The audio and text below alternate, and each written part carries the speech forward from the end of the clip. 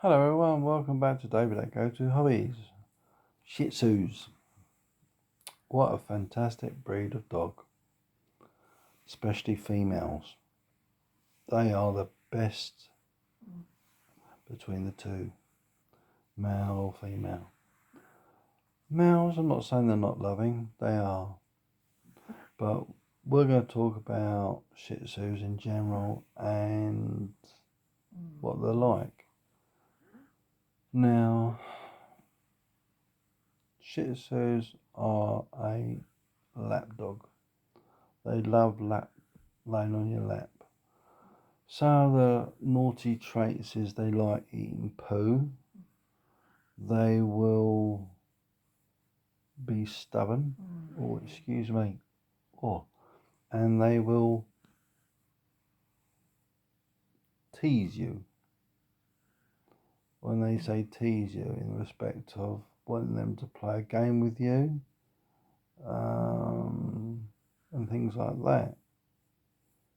Now, the other thing you will experience with Shih Tzus is that they've got a great temperament.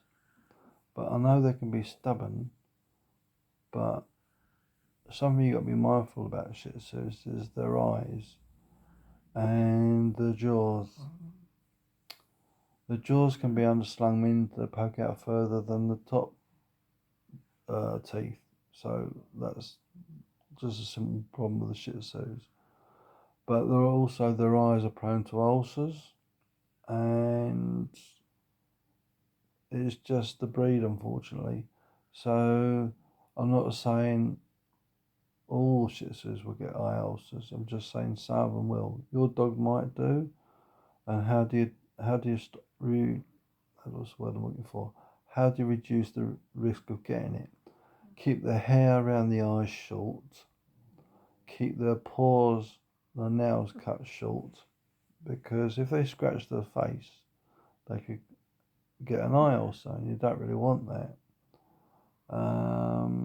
They're just like a normal dog. They'll scratch themselves, give them a good itching. When they itch, they have a scratch. The other thing is you've got to be mindful of things you've got around the house they could walk into because they're a low dog. You've got to be careful of that walk into something like a plant. You don't want plants on the floor because some plants are toxic to dogs and cats. So be mindful about, like, if you've got flowers that are bought for you, don't have them on the floor so the dogs to start chewing them. Lilies can be quite toxic. Daffodils can be toxic. And when I mean toxic, it can kill them. If it doesn't kill them, it's going to seriously damage the insides because the toxicity to them could cause them to have liver failure. And you don't want to go there. Prevention is better than a cure. So if you're going to buy yourself flowers and you love flowers, have them up high away from the pets. And if you've got flowers in your garden, try and fence the area off where you're going to have your dog running around so it doesn't go down into the flowers or the flower bed. Because dogs will be dogs, they will scratch and they will dig up the soil and they will have a fun time. But because dogs don't realise the toxicity of the plants, they might have a playing match with the plant. And then because they've probably ingested that, it could cause them to have liver failure, might kill them. So you don't want to go there. So what you're better off doing is having an area for your dog to play, and it's safe, away from sharp objects, away from like plants or anything like that, so they can play and be happy. There's no risk to the animal. And make sure you got water from and all the sensible things, and make sure there's nothing that's going to poke them in the eye, because Shih Tzu are very prone to getting eye ulcers. Excuse me, sorry. So the number one priority is, because they're a small dog, it's mindfulness of their eyes. Second thing is because their bodies are very close to the ground, what they can pick up can't be possibly easy to get ticks, and I'm not going to go into that because there's plenty of videos on that, how to remove ticks and stuff like that for your dogs. Excuse me there, I'm trying to make a video. Oh, I'm just making myself comfortable. It's alright. I'll move my hands so I can talk to you better. I've got 3 on my lap. Or sorry, 2 on my lap and 1 laying next to me. It's lap time, sleep time. And I've got someone start snoring in a minute. Yeah, that's why I'm snoring. So, mindfulness. Plants can be toxic to them. Have a safe area for where the dog plays and does his number 1s and 2s. Make sure he's got water for him.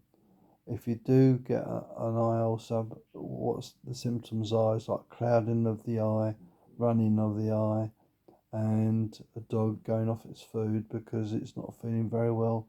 Get to the vets as soon as possible. Then you'll need to get some eye drops for that dog's eye, and they'll probably give you something else towards soothing the pain.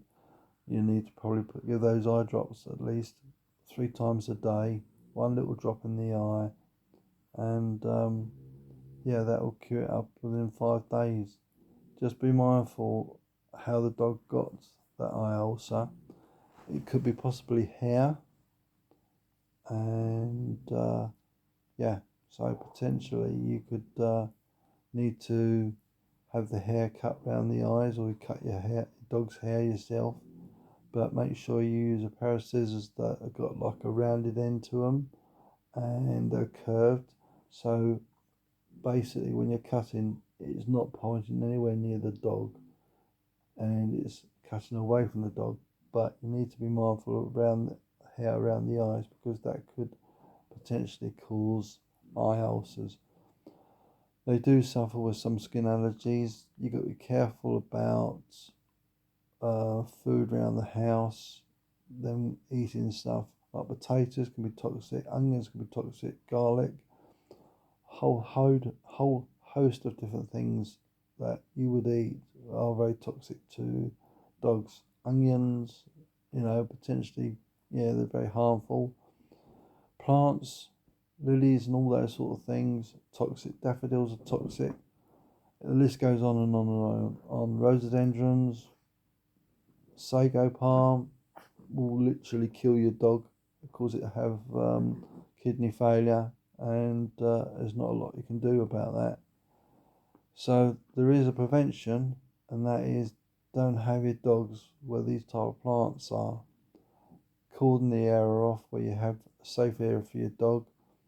I've also talked about pores where the heat of the sun's on the ground. The sun's heat gets magnified on the grounds. Don't walk your dog in hot weather. Put your foot on the ground to see how hot it is. If it's hot for you, it's going to be hot for them.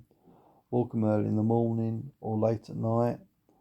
Not late, but late where it's cooled down or before the sun's got on it. Make sure they've got water in more than one room. Somewhere it's cool for them in summertime. A fan even. Feed them good food. And yeah, all the sensible things, common sense things, the right type of food. Don't feed them food that's full of additives. Give them food that's wheat free. Yeah, all these good types of, so I've got 2 on my lap at the moment, as I said. All these common sense things. If you've got any questions you're not sure about, leave them in the comments below and I'll do my best to help you. Look, the first one, I think it might even be the second one of the video. Me and my I've made a video on that. Right, so basically, be very careful where your dog is. Potential dangers to that dog from poking themselves in the eye, to getting themselves an eye ulcer. What plants you have around the house, make sure they're out of the dog's reach and well away from the dogs. Make sure your dog's all got fresh water. Their own sort of place of safety. It's their bed, comfort zones, toys to play with to keep them occupied, all these good common sense things which most people would normally do, but I'm just trying to explain from my own perspective. I'm not trying to cause any negative in any way. All I'm just saying from my perspective, how you can help to keep your dog safe. So that is the whole purpose of the video. And if you do get an ailment with your dog, take it to the vets. I've mentioned it in other videos. There's a pet poison line. That number is 01202 15 9000, or Google pet poison line.co.uk. That is a fantastic one. So if you think your dog's got poisoned, phone them up. Yes, it's not a free service. I think it's about £45 in the evening from 8 o'clock to 8 o'clock in the morning, or from 8 o'clock in the morning to 8 o'clock at night. I think it's about £35. Money well spent. I've had to use it once, and yeah, they know what they're talking about. Very professional, very understanding, and very, very helpful. So I can't recommend them enough. So that's Pet Poison Line, and the number is 01202 50 9000. And as I say, it might just save your dog's life. First port of call, always phone your vets first.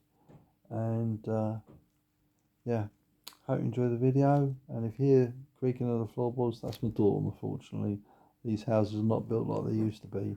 In the old days, you could run a tank across the floor, wouldn't even feel it or hear it. Not literally, but I'm joking. So, thanks for watching. If you enjoy the video, please hit a thumbs up. Always much appreciated. That allows the video to get out to other people like yourselves. And if you want to see more of my videos, please hit the subscribe button and then click the little bell icon and then click all, and then you'll be notified of all the lovely videos. And before these dogs start barking, I'll say my bye-byes, and we'll see you in the next video. So take care, and thanks for watching. Bye-bye now.